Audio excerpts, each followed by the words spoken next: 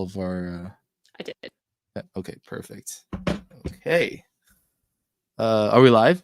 We're live. Yeah. All right. Well, welcome everybody to our first PokeS&P Podcast live stream. So this is a completely different setting from the way that we used to run this, and we want to thank our first special guest, PokeNE Brian. This guy is really a legend in the space, right? This is one of the top content creators in the Pokemon business space, as well as a genius billionaire playboy philanthropist. He runs a multi-million-dollar Pokemon business, and we are lucky and blessed to have him. Well, thanks for having me, guys. I was super stoked when PokeSun reached out because she's wonderful. So, and then I met Jesse Pang, and so I love it. I'm happy to be here.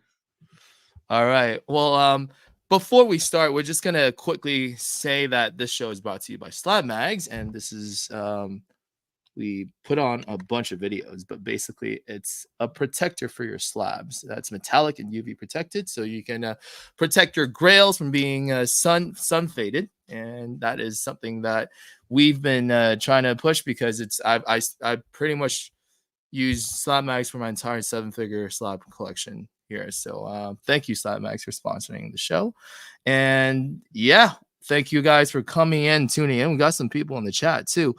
But we want to go into Brian's Poke story because I really want to hear how you got started with this business. We mentioned before that in 2022, you were introduced to the world by the Vice video that we saw. And you talked about how this is something that came about kind of like randomly. And for 3 months, you turned a business into you were making like 6 figures in 3 months or 4 months or something like that, right? How did it get started? Quick. It was super fast. First of all, for the sponsor, if you're listening, I heard of Slab Mags because of these guys. So like, just so you know. But yeah, the business started super quick, and I think I need to stress it more that that's not typical. Like, what I did was largely due to the situation. You know, we were in the cough season of COVID, so Pokemon cards weren't easy to buy anywhere. You know, if you wanted to get the modern sets, you basically had to go to eBay and pay scalped prices because people were running to Walmart and Target and buying everything up and flipping it.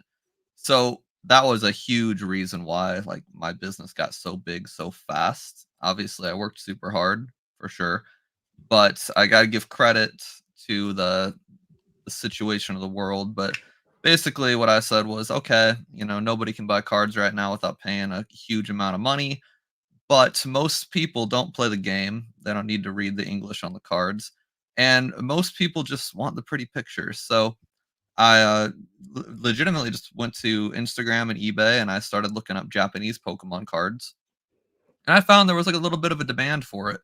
The first thing we bought was Charizard, Grand Prix Charizards from Japan, and I think they were given away for free. If you were yeah, wow, man, you're just on it.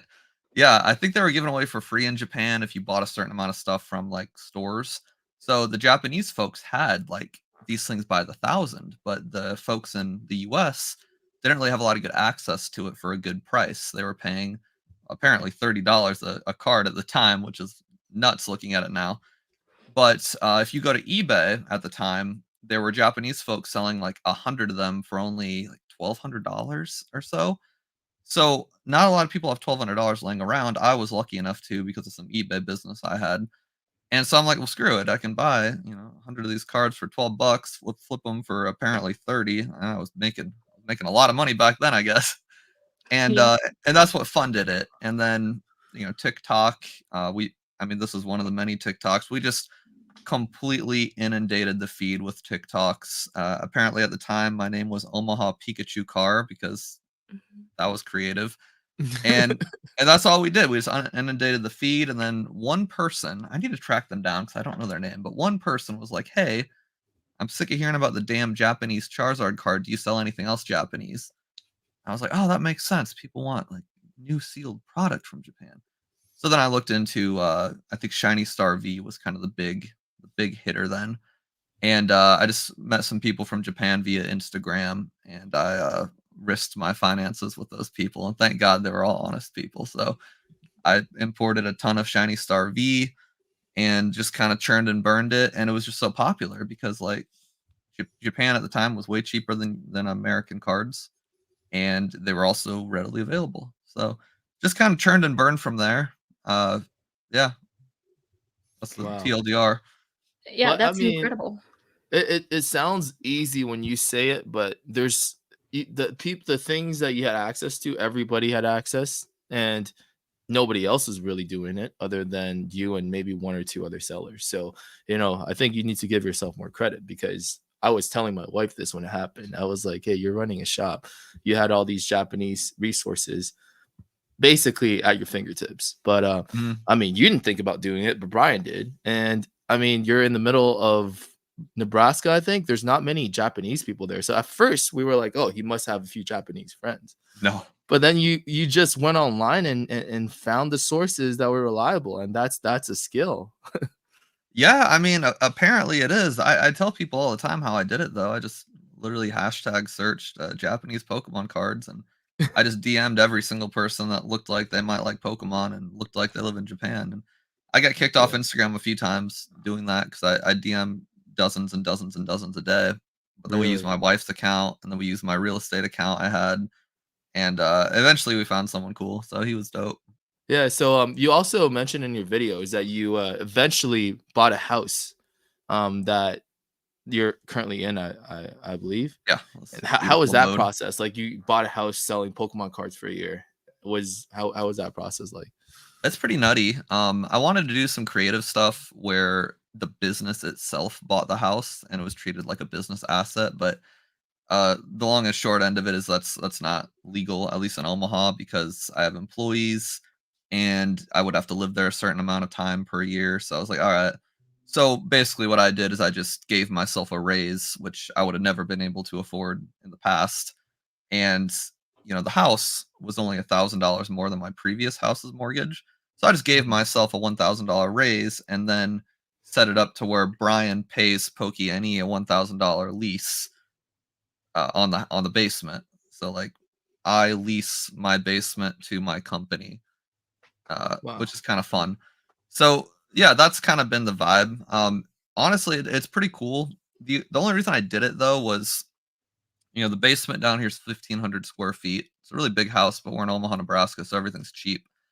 But commercial real estate in Omaha is like super expensive to Mhm, lease, and you also need to rent for like 5 years. It's kind of the standard contract. So mhm, I was like, all right, I don't know if I want to take a 5 year contract with somebody where I'm not building any equity at all, mhm. and also then God forbid I have to leave my house because I don't like to drive or move out of my basement, and then my doggos are here. So the alternative to buying, I mean, we built this house from the dirt because it was so exponentially cheaper than Mhm. leasing any commercial property in my area in West Omaha that it Wow. was like, I told my wife because she thought I was crazy. She's like, we're not building a new house for this company. I'm like, Wow. okay, here's the alternative. We spend $8,000 a month on some commercial property we lease or we make zero equity, or we build a house, put down some money for the down payment, and only pay an extra like 1,100 a month. She's like, all right, bet, let's get a Okay. house. It just made sense. Yeah. Wow. I mean, that sounds kind of crazy, because where I live in Vancouver, Canada, especially in West Vancouver, like the cheapest house that you can get is like $3 to $4 million. So, Oh my uh, God, Jesus, no, so that would wow, not be a strategy that's viable over here, but it really Yeah. worked No. out. no. Our house was like 400. What was it? It's like 415K, Yeah, and that's it's 3,000 square feet. Like if the basement was finished, you can't. It's not legally finished, but yeah, no. Real estate here is so damn cheap. Like taxes kind of suck, but it's so cheap. Yeah. But that's crazy. But do you ever get worried that keeping that much inventory in the house, like about the safety and everything? Because I'm pretty nervous. Most of our really expensive stuff is usually locked away in a safe somewhere, but still we have like 17 security cameras, and we live in a very safe place, but still, like, you don't know if anyone's gonna target you and things like that, especially because we're kind of public on Yeah, online. I mean, it's definitely a good point. I pay a company, it's a few $100s a year. It's not that bad. And basically they go in every month and they wipe all my information from like any like, whitepages.com, Mm, searchpeoplefree.com. So they wipe it for me every month. And so that's been good. I've tried to creep on myself and I can't find myself, which is nice. Wow. We also have our house under an LLC that has nothing to do with Pokemon at all. So Hmm. even in the county records, it would take a lot of time to find it. We Yeah. also have like 17 video cameras, motion detectors, all sorts of crazy alarms and whatnot. And then Yeah. I'm home all day, which helps a lot. And when we do go on vacation for more than a day, my brother-in-law comes and lives here. Uh, Yeah. so I mean, like we do it pretty safe as far as if someone did come in and somehow steal it all. Like honestly, most of it's from Southern Hobby Distributing, and it just sits anyway. So I'm kind of like, all right, I'll take the insurance check. Like, Yeah. come rob me, just don't touch my dogs. Yeah, that's a worry too, because your dogs might be hurt if something like that happens. That actually worries me a lot more than losing anything valuable. Because if our dogs are Yeah. at home and somebody breaks in, that I Yeah, don't want them to be hurt. I was like, take everything else. Just leave my dogs. that is my And my only concern. yeah, And we keep them. We have this. They're two little 10-pound Havaneses, but we bought this giant cage for like golden retriever, and so they each get like a big space. They live in But luxury. yeah, yeah, so I'm hoping that Evie's sleeping here. I'm hoping that them being locked up would kind of protect them in the event of something horrible, but I don't know. yeah. That's the only worry I have. By the way, we have the same name for our first dog. Well, the oldest I dog. Yeah, Yeah, great. absolutely love that. yeah, that's crazy. Our first dog Evie, she's 8 now, and she gave birth to 4 beautiful puppies, and we kept pretty much Oh, all of them. At first we wanted to keep like one and maybe give away the other 3, and then so my wife was at home, and she was the one that took delivery of pretty much the entire well, she was the one that was there. There's nobody helping. So we actually raised the puppies ever since they came out of their mother's womb. So that was, and can't then you we just can't get rid of decided, them. yeah. Well, I mean, we gave one to my mom and gave one to her grandmother. So still in the family, but all 5 of them are together all the time, and they're all named after Pokemon. We have Raichu, we have Riolu, and then we have Entei. That is adorable. God, Entei's a good name for a dog. I didn't think about that Yeah. one. You guys are super Poke fans for sure, naming your pets after Pokemon. We were gonna Yeah. name our first daughter after Evie. Oh, nice. That was kind of the original plan like 5 years ago, but then we saw Evie and I was like, you know what? She looks nothing like an Evie, but her spirit looks like an Evie, so Yeah. she took the name. Yeah. Um, so I actually have some more questions about the business side. Yeah. So before we get into the topic of the day, I want to know about your mindset of pivoting from Japanese. Well, at first you chose Japanese products when English was the hot thing. When Mhm. the Logan Paul era came around, everyone wanted English products, and then you found a gap in the market where you can get Japanese product for cheap and sell it to the public in North America.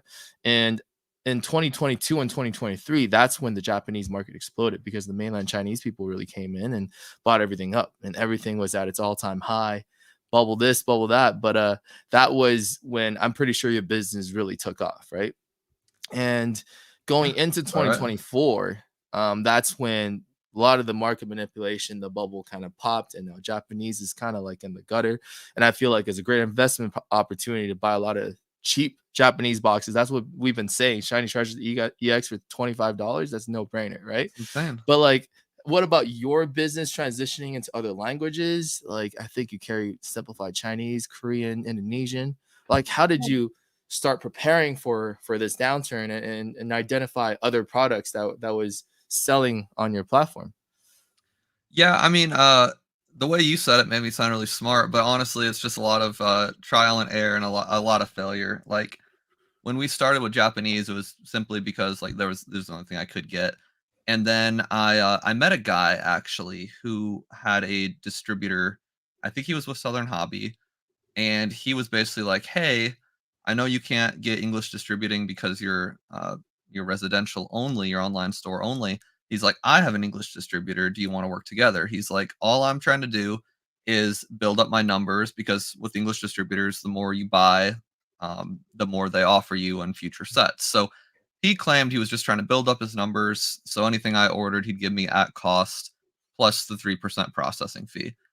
And I was like, okay, cool. Like, yeah, that sounds smart. And so when I committed to working with him and I made my first order with him, he upcharged me like 15% on everything. And I know what distributors like I was smarter than he thought I was. And I was like, dude, I would have happily paid that premium if you didn't lie to me about it. Mm.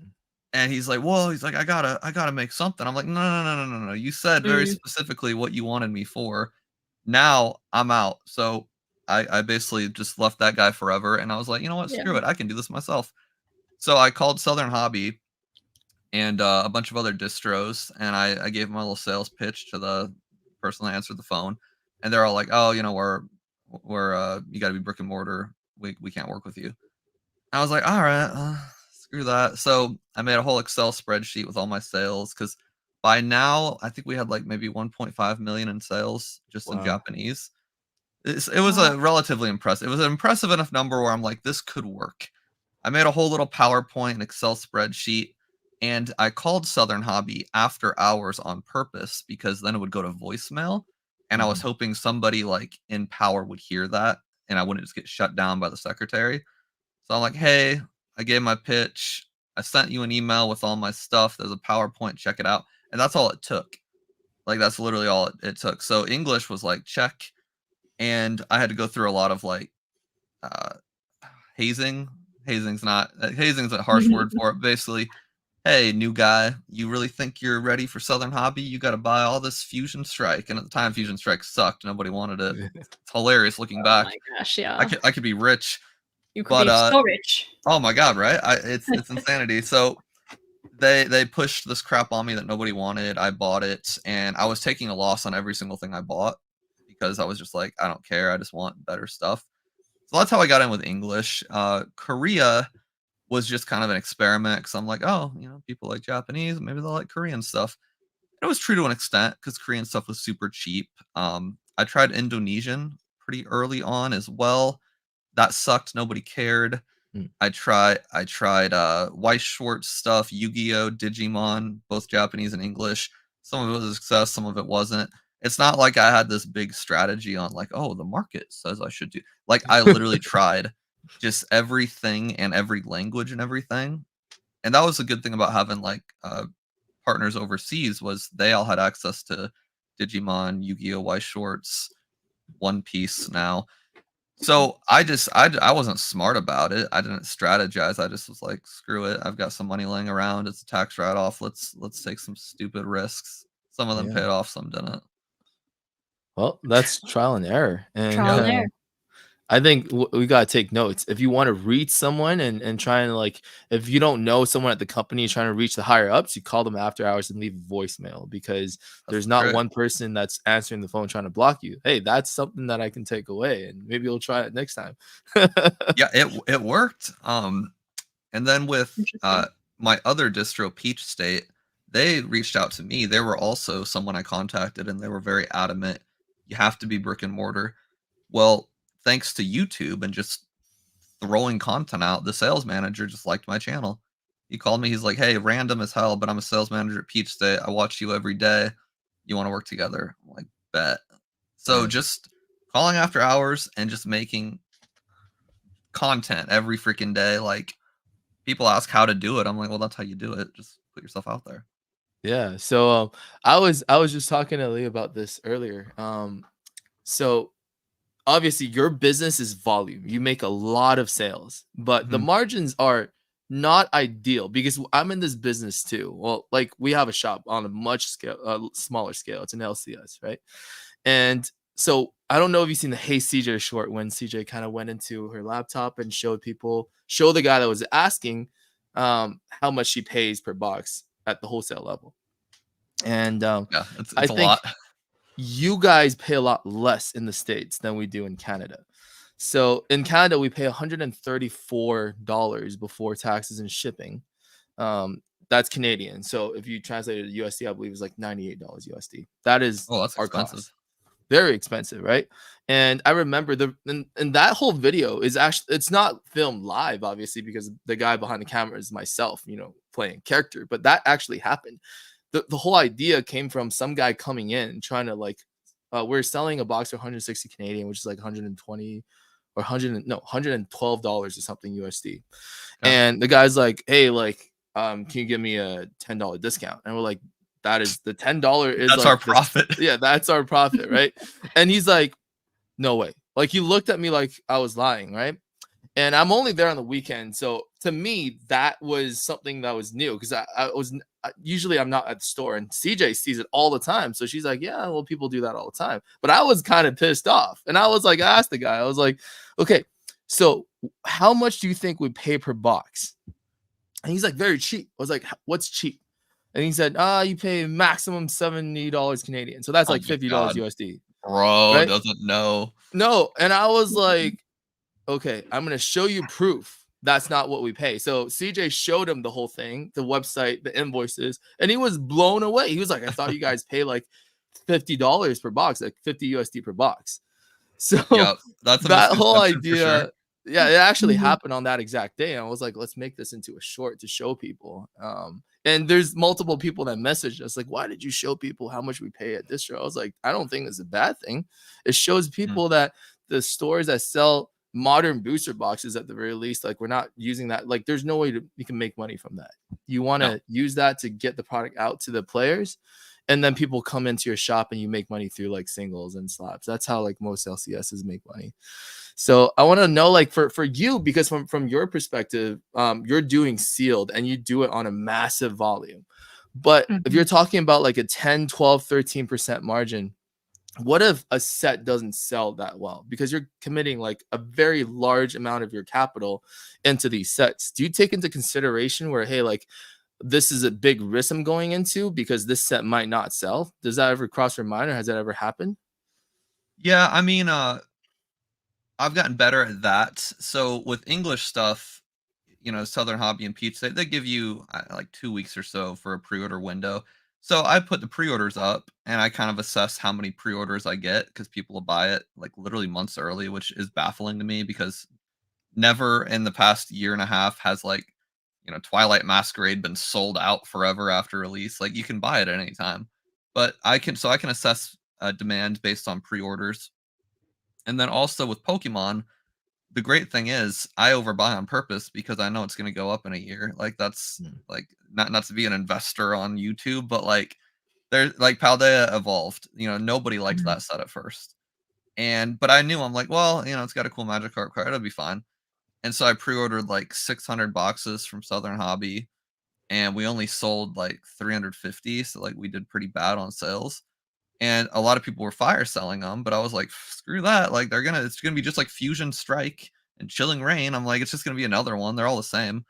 So I didn't care. I was like, whatever, I'll just keep them in the back of my basement. So the answer to your question is I just don't care because it always goes up anyway. As far as like more risky sets, like Japanese One Piece is a little more niche. At this point, the newest Japanese sets, they get cheaper a week or so after release. So I'm a little more cautious with those, because I've had plenty of times, like 151, where I bought and Shiny Star V back in the day, where I bought way too many thinking it was a great price, and then the stuff just tanked. And remember it is what it is. As long as you have the capital and the cash laying around, it doesn't really matter, because to me, it's just all going to go up anyway. That's true. So Yeah. if I had less capital, I'd be a lot more risk averse. The thing I've really adapted to is just I know my niche now. I mess with Pokemon, pretty much only English, Japanese, and then 4 other foreign languages, but only if they have a gimmick. Like, Chinese has like its own little sets now. Thai and Indonesian, they have like their own exclusive like catch-up sets from the Sun and Moon era. So they have to have a gimmick, because at this point, Japanese is so cheap that, like, Mask of Change in Japanese, it's like $40. The Korean one is also $40, and people are going to prefer the Japanese one. It's just how people are. Korean took off for us when Japanese got uber expensive. Like, Triplet Beat was selling for like $100 something. Korean Triplet Beat was selling for 40. So at this point, I X'd Korea out. I only focus on English Pokemon, Pokemon Japanese, and then Japanese One Piece. And so the worry and the fear of something like not selling well it just doesn't exist anymore because I'm so niched down. Yeah. And if I need to adjust, I will. Japan can get me stuff in a day and a half at this point. They like overnight it. So, back in the day, I would have to, I had some slower suppliers at the start, and I'd have to buy enough to where I could go a whole week and keep it. Cause like if I sold out, I'd have to wait 7 to 10 days to get more.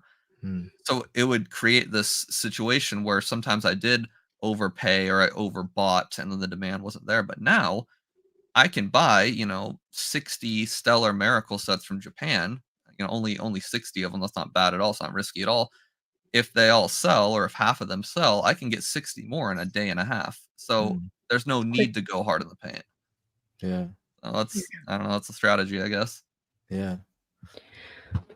I mean, you hit over $5 million in sales back in 2023, and Yeah. essentially 350K per month. I mean, that's really impressive. Are you on track for 2024 to make more? No, 2024 sucks. Okay. We're doing good. I mean, we're at 7 million now, roughly, in sales. Um, I would say, like, I think in 2023 we hit like 3.5 million that year. So it was 5 million since 2021, our inception. I think Mm, 2024 we're going to be closer to like 2.75 mil. I mean, just at the rate things are going. Um, Yeah. where our sales are actually like we're just as popular. We're getting just as many customers coming through. But mm, since the Japanese boxes are like half the price they used to be, the revenue's just lower. The margins are actually better. The risk is better because I don't have to go, I can buy a Japanese box for only like $30. So the risk mhm. is lower, but the revenue's also much lower. So sales this year just look abysmal. And that's okay because at this point I don't care. All I want is to pay for the house and give my dogs new toys every couple weeks. Like I just don't care. Yeah. That's actually very interesting to me because I forgot which video it was. I think it was like an interview that you did with somebody too. You mentioned that you don't really have aspirations to grow the business any bigger than it is, which is kind of like shocking coming from an entrepreneur that's built this business from the ground up in such a short period of time. Because most entrepreneurs, like when we always think about growing, like what's the next Mhm. step? And you mentioned that you wanted to kind of just stay the same because you don't want to hire more people, right? And you can't deal with more business, right? Is that still the same mentality? Yeah, it would actually cost me quite a bit more to grow unless I grew like freaking crazy because any bigger than I am now, if we start doing 450,000 a month in sales, I can't do it out of my basement anymore. So at that Mm, point, I'd have Right. to lease a space. A mm, space costs $8,000 a month, and it's a 5-year commitment. So already, I would have to make more sales. I would have to make enough additional sales to cover that $8,000 a month. And with margins the way they are, that would be a ton of sales. Plus, if I have another space and I'm making that many more in sales, then I have to hire people full time. So that's $45,000 a year of an expense. So now I have to make enough sales to cover all that. And then also I'm quite introverted. Like I'm the social butterfly on the internet, but like I'm very much to myself. mm, So I would have to I mean, if you gave me $1 million a year profit, I would probably be like, yeah, I could deal with someone every single day. But like honestly, I'm comfortable and I like being alone or just yeah. with my wife and my dog. So Yeah. it would take a lot of money if there's even an amount to make me want to like grow bigger. Mm, Plus, sales tax nexus. I don't know if you guys deal with this. Do you yeah. know about? Do you Of, mess with that? of course, yeah. It Yeah. sucks. Sucks. So Very horrible every to hear. year or every couple months there's like a new state that I get nexus in, and all that means for the folks at home is every state has a different threshold. So if you sell, it's like $500,000 of stuff in a year to Californians, then you're nexused in California, which means now you have to pay like income tax and fees and whatnot to California. And you also have to charge Californian sales tax and then remit those sales tax numbers every month or every quarter. I forgot what it is. And so the bigger you get, the more thresholds you meet. And at this point, we met three more. We met New Jersey, Indiana, and North Carolina. So now I have to pay Avalera, my tax people. I have to pay $300 a piece for them to register us in those states, and then I have to pay them a monthly service fee. and then I have to collect sales tax from these people, and that pisses people off that never had to get sales tax before. It's a pain in the ass. Like, I'm sick of growing. I want to go back to when I was Oh doing my a quarter million a god. month in sales, and that's why I'm doing YouTube, because I'm like, shoot, Right. I can make YouTube a full-time gig easy. Like, Absolutely. come summer, next summer, this will be a full-time income at the rate I'm going, and then, like, it's so scalable. You make one video Yeah. and it can Yeah. go to millions of people. I mean, you guys know this, you're Yeah. YouTubers, Yeah. Of like, it's Yeah. course. scalable. Yeah, and also this is what I talk to all my friends about. Well, as an angel investor myself, I don't ever invest in service-based companies and sales-based companies because like you make a margin, it's very unscalable. Mhm. Unlike a SaaS company, for example, you can have you build an app, you can have a team of 10, 15, 20 people, and you can scale to multiple states to millions of people. People can buy your software without you having to hire more people, the more business you get. Exactly. So yeah, so YouTube is content is also another way to do it. So Exactly. it sounds like you're what okay, hear me out though. There is a solution to your problem growing with on the real estate side. So I'm turning my real estate brain on as a real estate investor. This is what you can do. You can build yourself a bigger house with the 3,000 square feet basement, right? True. And you've made improvements to your current house. So it has appreciated most likely you sell this house, you move into that bigger house, and if your business expands beyond 5, 6, 7 million a year, then you build a 4,000 square feet basement. Very soon, you're going to turn into a real estate investor as well as a It's trying to Pokemon change business owner. convert you. It's You'll trying to never have convert to me. deal with the $8,000 a month business expense renting a commercial property. And that's 110% right. And that's Yeah. why, like, that was why we made this initial move. And yes, we could totally do it again. But still, Right. that increased revenue, I'm still gonna need to hire somebody. And then that would be someone like at my house when I just want to be like Alone. alone or with my Yeah. wife. Like Andrea was very adamant. She's like, I don't want employees down in my basement working while I'm Mhm. trying to sit on the couch and chill. That's true. So that was kind of Yeah, the thing. that's true.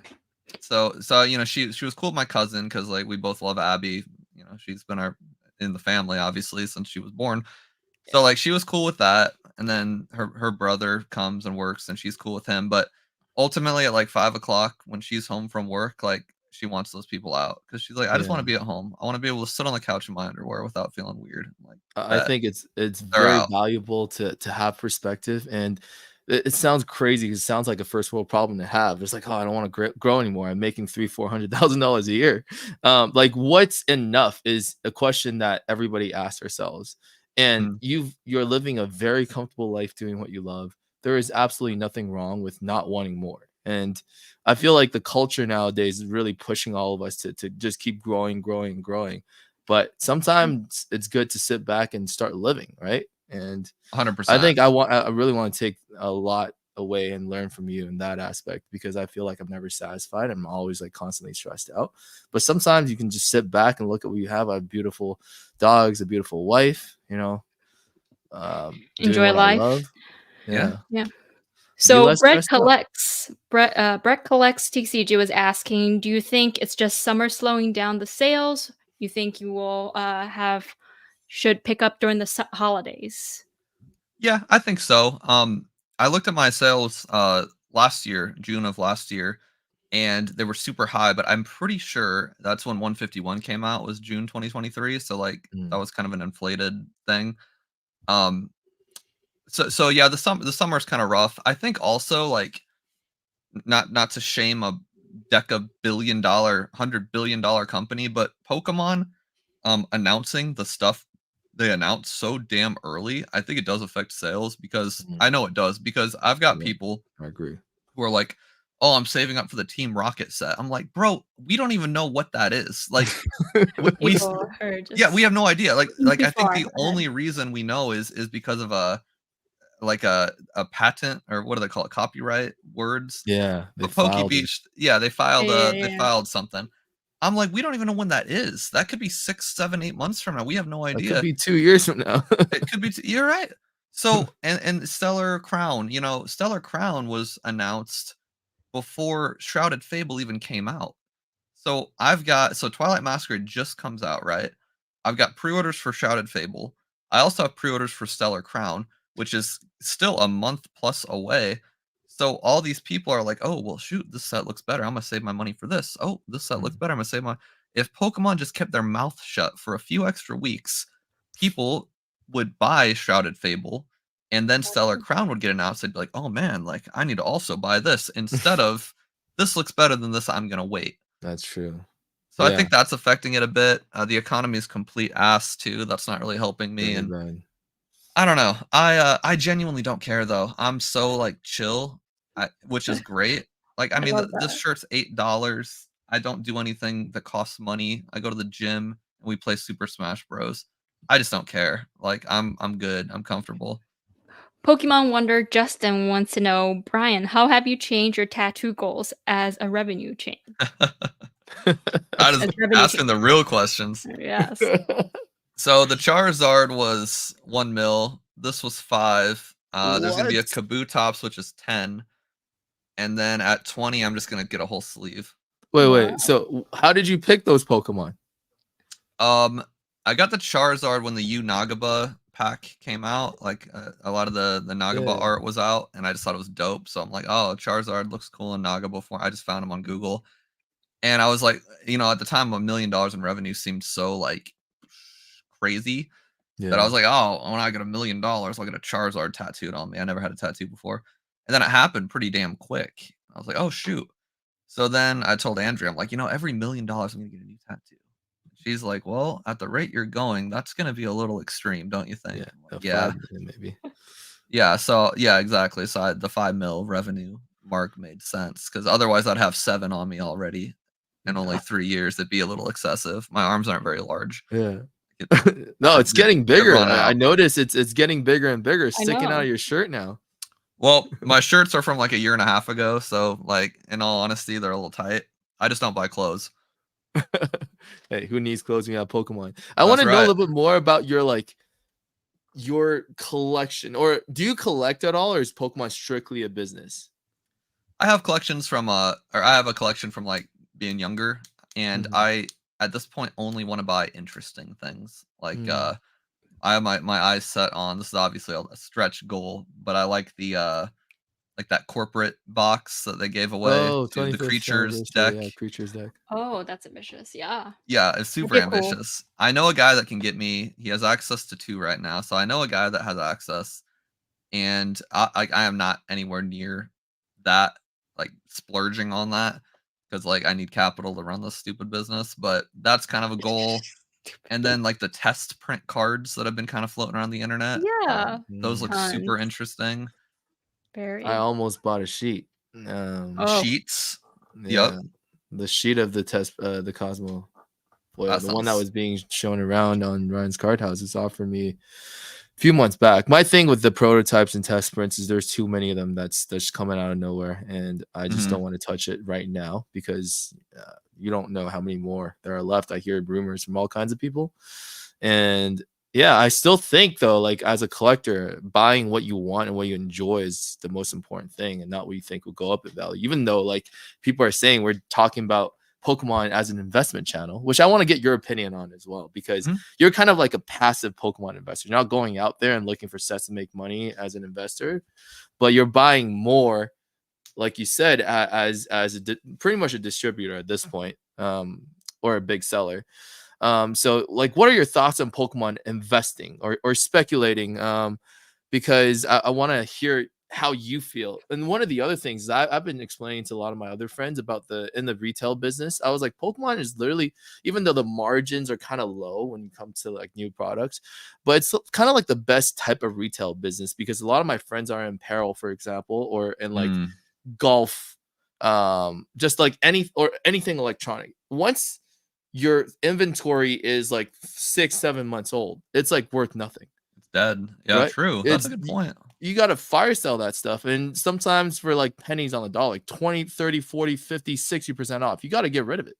You can't hold anything because they're not going to be worth anything in a year. For us, for Pokemon shops and Pokemon sellers, if you don't sell out your stuff, it might be kind of tight right now because you don't have as much capital, but in a year your thing will go up in value. And that's Yeah. kind of like the crazy thing. Like when I explain it to other people that are not in Pokemon, they're like, no way. So you're saying you might make more money. I was like, absolutely. Let's say in 2021, you have 100 cases of Evolving Skies booster box and you don't sell out. You would have made a lot more money in a year or 2 years than if you Yup. would have sold out Evolving Skies, right? That's So a really like, good point. It's yeah, obvious, but I never thought about it, and that I might make a video just about that because that's such a good point. yeah, How lucky we are. so Um, lucky. We don't yeah, I mean, care if I it sells or purposely not. don't sell out. I took 10 cases of Paldean Fates or Paldean Evolved off my website. Yeah. But Really, yeah, just like happened. what are your thoughts though? Like are you thinking about like the portfolio, and like we don't call it an investment portfolio as much in Pokemon, but you definitely have 10 cases evolving or Paldea evolved, but multiple dozens of cases of other stuff. Like do you keep track of how much that's worth, or do you want to keep it from going to like a certain place? Do you want to sell it at certain points? Do you think about that? Moderately. I'm not a very organized person. I think a lot of people are probably surprised by that, but Mm. I try to keep 10 cases of every English set. That's kind of a goal. And then at this point, I want to keep 15 to 20 cases of like the cool Japanese sets, like Lost Abyss, 151. Um, what else? I think Ruler of the Black Flame will be good just because it has a freaking Charizard on it. And despite what the internet says, people simp over Mm. Charizard and always will. Like Wild Force and Cyber Judge, those sets suck. I won't keep any of those. But Shiny Treasures EX, I want to keep 40 cases of that because it's so damn cheap. It's $25 a box. It's crazy. I I want to don't. keep 10 cases of V-Star Universe is what I got. So yeah, I mean, I keep track of what it's worth for the most part. I have an Excel sheet, and when I add to like, I call it my warehouse. I just kind of update the sheet. I just at this point, I'm like, it all goes up, at least it always has, and every Yeah. single time I fire sell something, it bites me in the ass, like Fusion Strike, Mm. Chilling Reign, even Paldea and Evolved. I looked back when I was doing my Christmas what did I do? Oh, I did, like, an Amazon Prime sale, just a couple weeks ago, and I looked back at my previous Amazon Prime sale from 2023, and I had Paldea and Evolved on there, on the Prime sale for $100 a box, and I'm like, Oh my god. Damn so it. yeah, so I'm just like, well, so basically, I just buy as many things as I can from the distro. Like I max out like my allocated numbers. I just get as many as I can because I can afford it, which is Yeah. great. And then whatever doesn't sell, I just don't care. I don't lower the price much at all. Yeah. I just keep it back there. And if I do run out of cash because of some reason, like I'll just sell the stuff and build up my inventory again. So as far Yeah. as like a big strategy, I just basically spend as much money as I possibly can and just hope for the best. That's Yeah. probably not a strategy other people should practice, It but works. it's worked so far. Yeah. As far as when I want to drop the stuff, it's hard to say. I don't really plan on selling any of it until I need the money. Like if Mm. we want to buy or build some bougie house in 5 years, like I'll sell a bunch of it. If some medical emergency happens again, God forbid, I'll sell a bunch of it. If I want to build a cool like a pool in my backyard, I'll sell a bunch of it. But I'm Mm. in no rush because Right. I don't live a ritzy lifestyle. Like we Mm. live like we did 2 houses ago when we had like $150 in our bank account at a Yeah. time. I just don't need the That's a money. great way. That's Yeah. like Which is a smart. great way of thinking about it. Yeah. I've been telling all my friends about Shiny Treasure EX and how much you should just jump on it, because Yeah. it's like we're getting like I bought a bunch for like $24 a box in Japan Mhm. when I was It's visiting there. crazy. Yeah. The shops are just trying to offload them, but I was looking at the set. I was like, I forgot how great the set is. It's an It's cool. excellent set.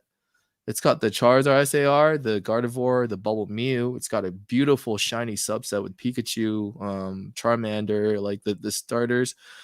It's an excellent set that people kind of just like forgot about because the Japanese hype is gone. And like the one thing that we advocate for is to go against the hype and look into areas where people don't talk about. And right now, Japanese is absolutely the time to buy, especially sealed Japanese, because Mhm. have moved on from it. Everyone's talking about Evolving Skies. Mhm.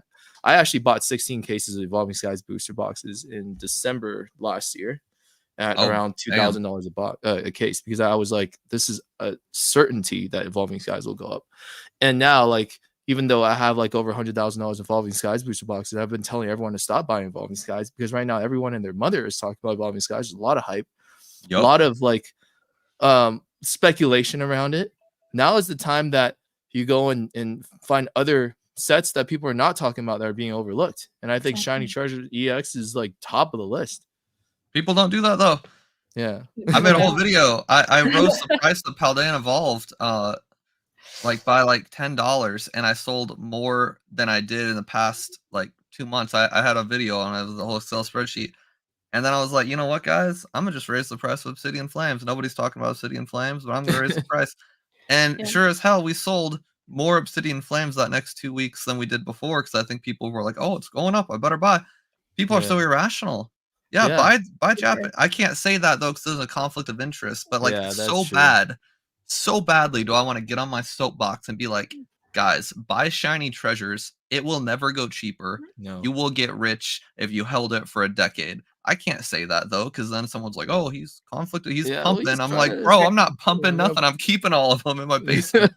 Oh yeah, I'd rather you not buy now at these current prices. It's great. You know, I've been stocking up myself, so more for us. That's right. One thing that people don't understand is every time I talk about, let's say it's Shiny Chargers EX, and then people are like, "Oh, you're telling me that Shiny Chargers is better than Evolving Skies as a set?" I'm like, dude, nobody's saying that. If you're just talking about buying sets as an investment, it's way more likely for Shiny Treasure EX to go from $25, $26 or $30 to $50 than Evolving Skies to go from $700 to $1,400, right? Yes, it's just basic common math. I mean, you can buy what, like 25 Shiny Treasures EX boxes or one Evolving Skies. Is that math right? Yeah, something like that. Something like that. I mean, it's against our interest to talk about Evolving Skies in kind of like a negative light, and I've been just telling people like whatever people are talking about now, it's kind of too late for you to buy. I've said that before too. 110%. If it's on YouTube, you waited too long. Exactly. Did you guys see that the sleeved Evolving Sky booster packs are now like $27 to $28? It just kind of shot up out of nowhere in the last couple days. I actually found out about it from your story today. I was gonna say, did you post about that? Because I feel like I just saw that. I posted about that. Yeah, the booster packs without the sleeves are selling for around $12 consistently, but the sleeved booster packs are selling for 20, like 25 now or something. Okay, 25, I do 30 think TCG Player needs to be fixed. So it's so easy to manipulate prices with TCG Player as like everyone's go-to tool to put a value on product, right? And that's part of the reason why I think the Greninja is $300. How the Magic card from Play Baller is like $200. People can really manipulate the market with 3 or 4 sales that they make up. And it's the same thing with the Evolving Skies, or sometimes it's the other way around. I've seen products being tanked because there's like a bunch of really, really cheap sales that look super fake. But you can't just go to TCG Player and use that data as kind of like a Bible for like how much something is worth. I don't think you can do that anymore with the number of people that's taking advantage of that platform.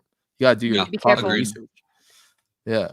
And that's what everybody talks about. You can't just look at TCG Player. You got to use 130 point. You got to look at eBay sales, all kinds of different platforms and make the judgment on your own. Yes. Agreed. If enough people fall for it, though, it does become like it does become the factual market. Like if they keep on, doing whatever the hell they're doing with this Evolving Skies thing, and enough people from YouTube start buying and selling it for that price, like it becomes kind of the natural norm within, a month or so if they can keep it up. So it could have permanent effects. Otherwise, you watch every freaking day there's a new like Danny Phantom thumbnail of something crashing a week or two after something going up. It's like most of the time it just crashes, which means it just goes back to where it freaking should be. Yeah. But some stuff I'm convinced it just permanently gets altered, and it is what it is. Yeah, it's just it's exhausting. Like that's why I don't do singles. It's freaking exhausting. I don't mess with slabs, singles, nothing. Especially like modern singles and modern slabs. When you have like 12, 13,000 Moonbryons, it doesn't make sense. That's more expensive than the Neo Discovery Moonbryon, Umbreon, the original Umbreon, right? Like PokeS&P and I talked about it. the modern Evolving Skies Moonbryon in a raw form in near mint, you can buy two first edition Neil Discovery near mint Umbreons. And it just makes absolutely no sense to me. Even though, I have the black label sitting right here. Right? It's not in my best interest to say don't buy it. It's overpriced. But don't buy it's overpriced. Exactly. Yeah, it's mad. Yeah. Okay, so let's move on to some of the hot topics in the current hobby right now. So CT scans. It's been talked about, I feel like, by every YouTubers. But probably the CT scan hurt the integrity of the hobby. There are like complaints and concerns that range anywhere from one extreme to the other. Some people are saying it's the end of seal collecting, which is, I think, more of the extreme side of things. Whereas the opposite extreme will say, oh, it has zero impact on the market. It is not an issue. Do you agree with any of these takes? What's your stance on the CT controversy right now? Yeah, I mean, to me, if you've got 100 of the biggest YouTubers talking about something, the idea that it can have zero impact is silly. Like, that sounds about as silly as the idea that it'll ruin Pokemon forever. Both extremes are silly, of course. There's also a silly take I've heard that people think it's like a tin hat conspiracy to when you state that this has been happening for 5-10 years, and I'm like, well, the technology's not that new. Like, this probably has been happening for a hot minute. Just because you just heard about it this week because some nerd made a video on it, like, you really think that's the first time? Really? Like, really? It's already been proven that sports cards people have been doing it for at least a year, because someone from Japan, somebody, English as a second language, somebody posted about it with Panini sports cards. And so I'm like, well, of course it's been happening. So I think the people at Collecticons, like even the big dogs, like the Pokemon Network and Loose Packs, I think those guys are gonna have a lot of freaking trouble pushing some of that stuff, because whether or not the fear is justified, we're an irrational species already. So even if nobody, if they charge $500 a pack, this whatever the hell a company is, obviously no one's paying $500 a pack, but just the irrational fear people would have in that case, I think these big dogs at Collecticon and anyone selling vintage stuff, I think their sales are going to be rougher, and I think they're going to need to make a decision like, oh man, do we join the bandwagon? Because back in the day, these official vendors selling Wade packs, that would have been controversial. Now it's normal. They're like, this one's heavy, it costs more. This one's light, it costs less. That was kind of a controversial thing several years ago. And so these people are going to have to decide, yo, do we like scan these and then mark them as scanned or not scanned? Like, how do we do it? So to say that it ain't going to affect it, that's just silly. I think for the average person buying Stellar Crown next month, like, no, I don't think they'll be affected by it for, I mean, years to come, until they find a cheaper way to do it. But the fact of the matter is, like, the technology to scan these cards, it's not expensive. It's the process of like reading the scans and whatnot, like that takes time from humans, and so like it's always going to be probably going to be too expensive to do with like the average modern $4 pack. I can't imagine that ever taking off, but never. But for the vintage stuff, I mean, I bet they could get it down to like $50 a pack. Some competitor will come along, maybe $40-$50 a pack. Yeah, I think it's going to be a disaster for those people. It doesn't affect me or my business. If anything, it helps my business, because again, irrational people are going to be like, oh man, Stellar Crown's going to get scanned. I better buy it from Brian. He's safe. And so it helps me. That's true.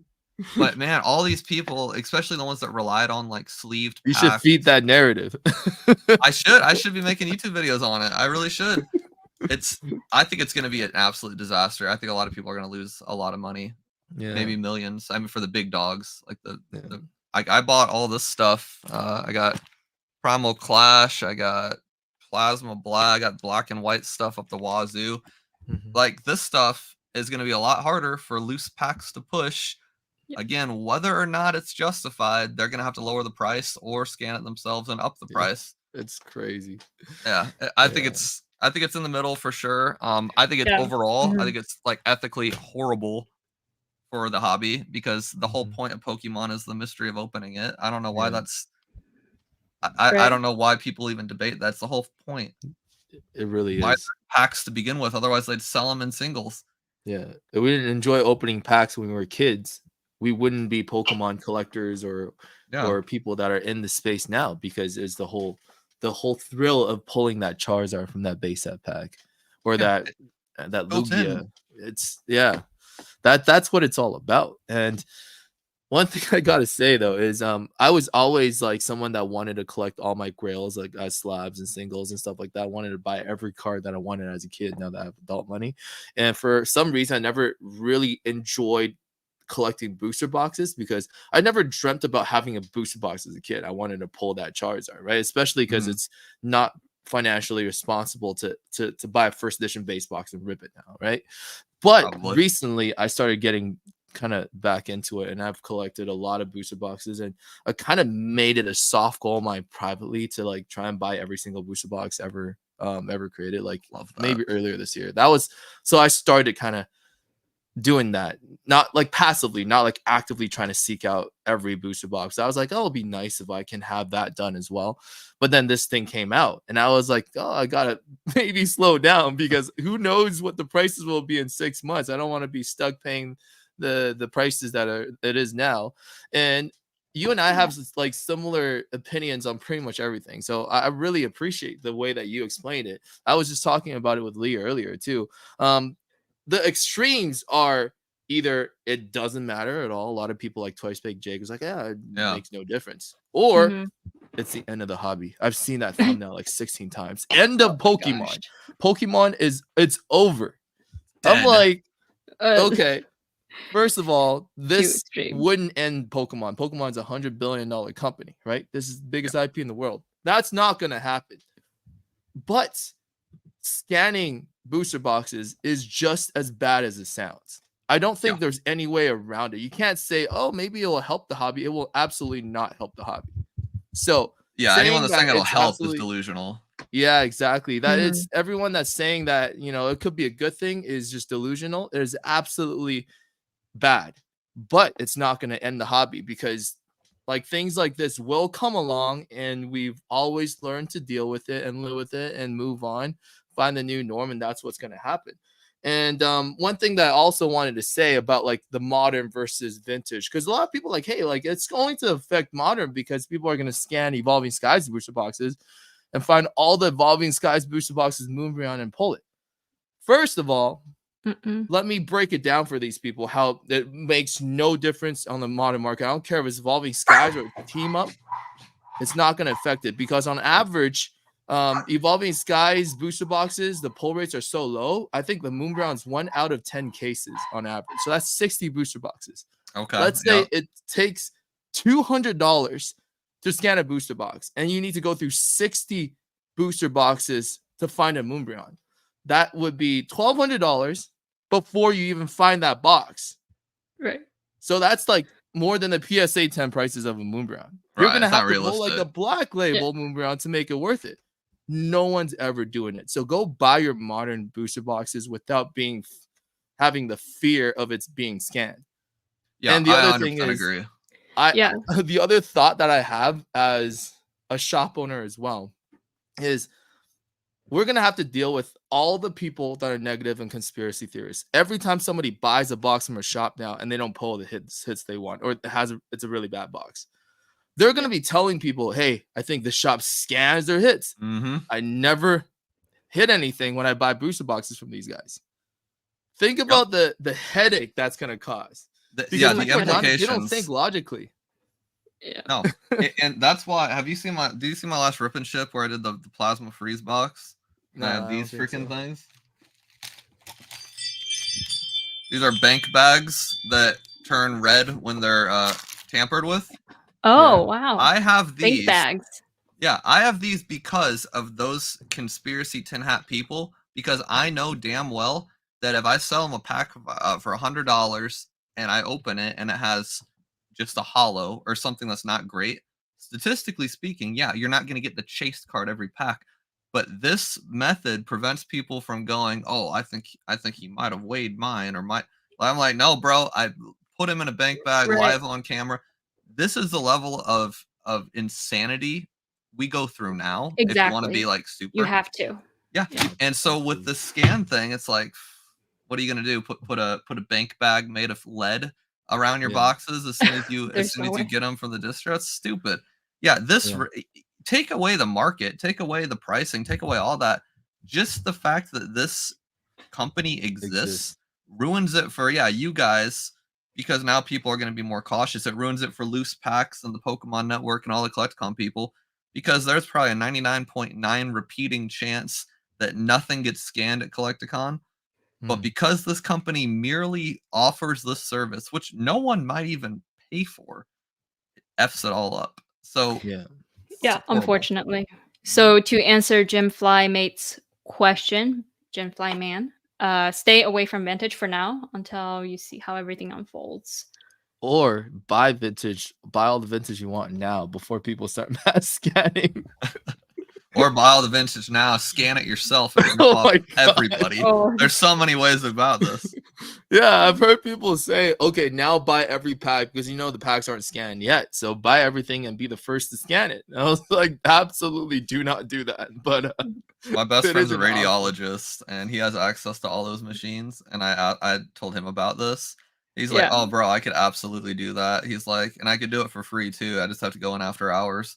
So like the radiologist, because I told my buddy, I'm like, dude, you could probably make more doing this than you could as a radiologist. That's probably true. That's so crazy. That's scary. That's he has zero interest in that. But I mean, like, yes, radiologists aren't it's not the most common job. There's a lot more Wendy's employees than radiologists, but a lot of people do have friends that do have access to these machines, and like people will take advantage of that for sure. I could, if I wanted to, I could send my stuff to my homie Sam and be like, yo, scan this and make sure this box is like dead enough to do a rip and ship. I could do it. So like the technology is there, and you don't need $75 per pack to scan it. You just have to know somebody. And the thing is, the real problem is, wealthy people hang out with wealthy people, and a lot of wealthy people are doctors. You're very well off. I bet you know some doctors. It's like, so the people that have the people that are trying to establish one booster box from every set, it's kind of a big baller goal. Well, big ballers know big ballers. So like me, I got a neurosurgeon friend and a radiologist. They both have access to this stuff, and so absolutely I could take advantage of the technology. They both know how to do it. So it'll be the company again merely existing, even if they don't do a single cent of business. Now that this is mainstream enough to talk about, it absolutely F's everything up. Yeah. I think so now that you've said it, it's way more accessible than people think. You don't have to pay the $75. But I do want to go into a solution that I was coming up with yesterday about the legit businesses that are trying to make this a thing in the community, and how we can kind of try and influence them to implement measures that makes this process at least ethical for the people that are doing it, or make this process less damaging, because it is, right? So I was thinking about this, and I think the only way it will work for this company is if they keep a public database of every item that goes through their scans, and maybe like the submitter ID. But then, like, if you have to submit, you have to consent to like revealing your identity. Maybe not do that, but that's ideal scenario, right? Like, let's say it's this shop. This shop is doing like a rip and ship, and they want to make sure this vintage booster box is legit, right? They go through it, and it's enforced by these companies that they keep a database of every item that goes through the scan, and they do some kind of a watermark that's only visible through like UV lighting or something, so it doesn't damage the visuals of how it looks. For like collection purposes and resale. So every box or every item that goes through these scans is documented, and people can go into a public database to see all the scans that the people that are paying for this service sees. So that's the only way how I see this will work to the hobby's benefit. Well, maybe not to the benefit, but to be less damaging, is to basically force them and influence them to be as transparent as humanly possible. What are your thoughts? Brilliant idea. I mean, if they could find a way to do a watermark that would be unique to that particular pack, like, I mean, yeah, I think that's brilliant. And you know, it would only take someone in the computer field to, I mean, that's a multi-million-dollar freaking idea. Um, I think it's brilliant, and I think it's absolutely doable. What I don't think is that this company will care. Yeah. We'll do it. Because Yeah. it's against their interest, because it will kind of like deter people from going to submit, because people was like, oh, I don't want people to find out. But us as a community have to almost bully them into accepting the fact that you have to do this for us to accept you as a company. That's like my solution, because I kept thinking about it. I'm the type of person who likes to solve problems. The subject, not all you sealed investors are screwed. Alex, Everything is Oh going my- to zero. Alex is be gonna- trolling. I love Oh my this. god, he's trolling, and Yeah, Alex thank you is everyone $1 for million joining. Sword and Shield era investments are going to zero too. Oh my goodness. Going to No. We're all zero. doomed. We're all screwed. No, nothing's going to zero post like XY. It's not going to affect it at all in the next 5 to 10 years.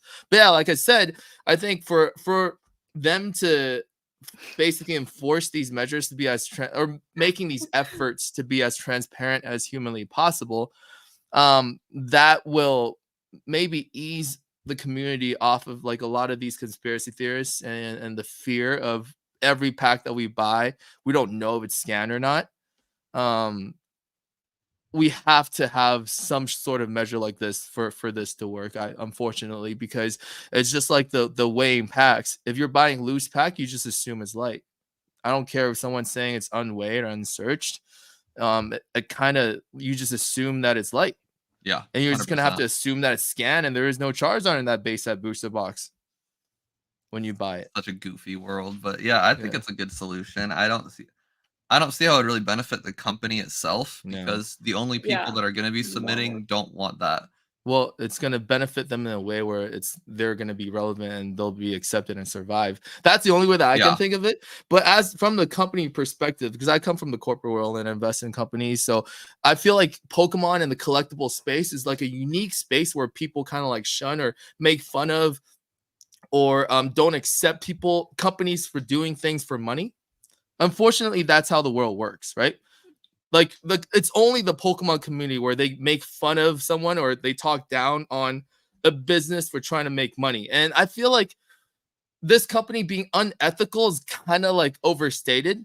The people that are unethical are the people that are scanning their products and scamming their customers. But the company offering that technology, from their perspective, I'm not trying to say they're good or bad, but I don't think this is like a moral issue.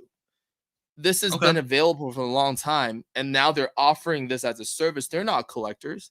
They're not saying like you use this and you go scam your customers. But I almost think we should, instead of like trying to blast these companies, we try and like maybe talk to them and figure out a way to work with them. Because I watched your last video. Unfortunately, these scanners are here to stay.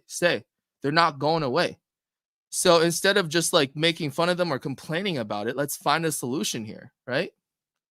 Yeah, I think that's fair logic. For the industry as a whole, the reason this company personally like irked me and a lot of other people are because their first interaction with the community was a legitimate lie. Yeah. And like, what an ugly way to have your first impression. That's like true. It's like people are like, oh well, maybe they changed their mind. I'm like, no, because building a business takes time. We all know this, and there is no way that these guys went through interviews and the process and talked to Rattle, and they did like an interview with the Collect magazine. There is no way that they're going to convince me they did all this, told all these public people that they have no interest at all, and then 5 days later we're like, hey, here's a website, here's a business, here's a plan. Oh, we're also trying to pay J-Love for this, and we're also trying to pay these guys. Like, no way. That was just a random flip-flop. And if it was, then that company's a hot mess more than I would ever want to send products. So I agree with you on the industry. On this particular company, I think they're unethical and they're completely they're clowning. I really do. I don't see them lasting. But yeah, I agree. Like, to shame the industry probably isn't as fair as it is to shame the scammer themselves. But yeah, these guys, I mean, they came out, their first impression was so ugly. I don't see them recovering. I mean, the first impression with a community that already inherently doesn't like you, you lie to them in a magazine and to Rattle, who I don't like Rattle personally, but like a lot of people look up to him as like a poster child of fairness in the community. Oh Like my you're God. gonna I lie to have a that lot to guy. say about that. Well, I mean, I don't agree, but like the community, a lot of people do. It's like that's not a great guy to claim something and then completely reverse your decision. It's like so Yeah. at best, these guys are just dumb and unorganized, and at worst, they lied. Either way, Yeah. horrible business practice right from the get-go. Yeah, unfortunately, there's going to be more companies that's coming out of the blue knowing that this is a business opportunity. They're going to try to do something like this. Yeah. So I really think we still need, whether it's with this company or with all the companies that might come out and offer this service, we need to figure out a way if you are going to offer this service, because I don't see people just like sweeping this under the rug. It's like, oh, we tried, it failed. No one wants to do it. Like, we still need to find a solution moving forward on how us as a community can deal with this. And then again, like, I feel like the fear is really overstated, because I would say 98% of the market aren't dealing with high-end booster boxes to rip, right? Most people are buying stuff from PokeNE or from Danny Phantom, from your LCSs. Like, that's just not going to be affected. But for the niche community that's collecting high-end sealed, I think there has to be some kind of an industry standard that's established on this practice. And whoever wants to do it next should consult people like us and figure out a solution. I'm not saying like anybody should endorse this. Like, if I could make it go away, if I can pay like $100,000 and make it go away, I'd do it in a second. Right. But the fact that it's here, I don't think it's ever going to go away. Right. Just like the way Finding a you can't get rid solution, of the right? scales. Yeah, let's find solutions to this. I think excellent points all around. I agree. Yeah. The watermark thing would probably be the only way to do it. And, who knows how that would go. Hello, wife? All right, let's address some of the questions. And I know you have to probably go soon, so let's address some of the questions. If you guys have any questions for Brian or any question about the topic, please ask right now. Let's just go take a look at everything. Thank you, everybody, for showing up. The solution is transparency. I completely agree with that. Transparency. Facts. Yeah. Dubs Edition said, we will just have to assume that these things occur and act accordingly. I don't buy my vintage package assuming they're on Wade. Exactly.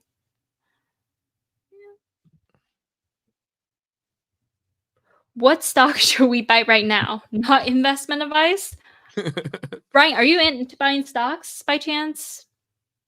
Oh my God, I hear the word stock and I think like stocking inventory. I forgot stocks were a thing. I was thinking about that too. I was like, oh, I have a lot of stock in one. Yeah, stocks. Like, wow, God, I'm clearly in it. I don't really mess with anything specifically. I got like a 401k and like a Roth IRA, whatever. I don't have like a Robinhood account. I just do whatever my financial guy tells me to do. So, no advice from me. Yeah, I don't think we should be giving people financial advice on which stock to buy on this platform. I was thinking about like Pokemon stock as well. I was like, yeah, that's my first thought. Yeah, we're all in the same boat, even though I'm in the financial markets myself. But, and Brian Collects says, I like Brian's take. A grading company should take ownership and start grading booster boxes. That could be interesting too. I've been picking my booster boxes based on condition, assuming that will happen sooner or later. Yeah, I'm surprised it hasn't actually. Yeah, I think it's just tough to ship. That's a problem in the case. It's hard to like have a case that protects a booster box enough where when you ship, it's not going to get damaged. Yeah. Multi-million-dollar idea. Someone get on it. Need to know what hair products Brian uses. That's always the question. Best hair in the business. What do you use? Always the question. I'm developing my own beauty line actually, so it should be interesting. 2025 is gonna be crazy. Yeah. Yeah, no, it's an industry secret, but stay tuned. I told my people, I'm like, come 20. Oh, that's a beauty right there. God damn. Why do I What look is better? that haircut, Brian? Why do I look better at 31 years old than I did at like 28? Yeah, you definitely look better Yikes. now. Big Hey, yikes. I think the answer to that is $7 million in sales. There you go. That's it. That's obviously it. The confidence boost. That was big yikes. My goodness. Thanks for the honestly the confidence boost. My glow up is real.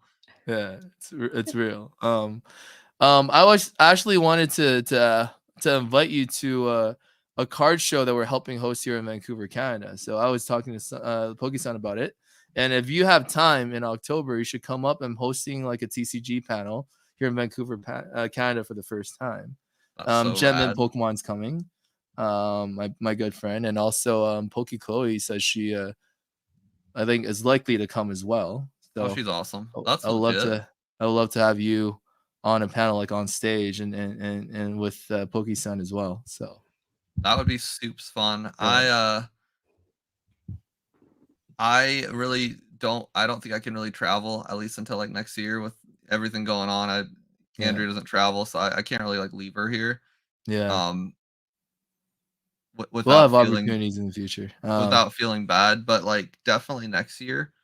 Yeah. It's just the year was just kind of rough. So like I canceled all my Collecticons and I'm just kind of keeping kind of just staying at home with her. We're good day to day, but like leaving for several days, I'm like, she would never come. She's a teacher, so she can't. You were at Collecticon LA this year, right? Was I? That sounds. I think so. Potentially right. I think you were. I've been to so many. I went to a recent one, Kansas City for sure. I probably went to LA. That sounds right. Yeah. Because we were at the LA Convention Center, stay at the hotel right across. And I remember trying to talk to you, but you were so busy, so didn't have the opportunity to. I know you hung out with Zach though. Oh yeah, that was LA, wasn't it? Yeah. Yeah, he's a cool guy. Yeah, he's like one of my best friends in the hobby. Crazy collector. Yeah. He came to Vancouver and stayed at my house for a couple days last year, right before Christmas. So well, you should have came and said hi. I'm never that busy. I'm not a busy person. Yeah. Well, we most likely we're gonna see each other this year or maybe next year at an event. So definitely, I'm very glad we connected because you and I share a lot of similar experiences and similar opinions on topics. And I just want to applaud you for being such a positive light in the hobby. I feel like, well, lately I can kind of tell that your mood has changed after what happened. So I just want you to just hang in there. We're going to continue to keep you in our prayers because you're such a great asset to the hobby as a general in the community. And you have so much knowledge to share. You're so articulate, and you can like, I learn a lot from you, and I don't say that about a lot of people. So well, thanks, man. I do. I truly appreciate it. Like, it means a lot because you work hard, and it's like it's good to hear. Like, hey, good job. So thank you. I'm trying my best. It's working harder has been a good distraction from the summer, I should say. So I'll just keep it up, especially if it helps people out a little bit. Like, even better, huge bonus. Helps so many people. I think PokeSun just dropped for some reason. So you're amazing too, PokeSun. Sorry, the technology's killing you. Okay, well, I think I'm not going to keep you on here for too long. I know you have a hard stop in like 10 minutes. You have to leave. So really appreciate you for coming on. Yeah, it was what a great first live, right? We had like 25 to 30 people in here at a time. Like, that was awesome. Yeah, that was solid. I think it's mainly because you're a lot more experienced in this than any of us, and you really helped carry this live stream. So we're going to learn a lot from you. Hopefully we get to do this again soon.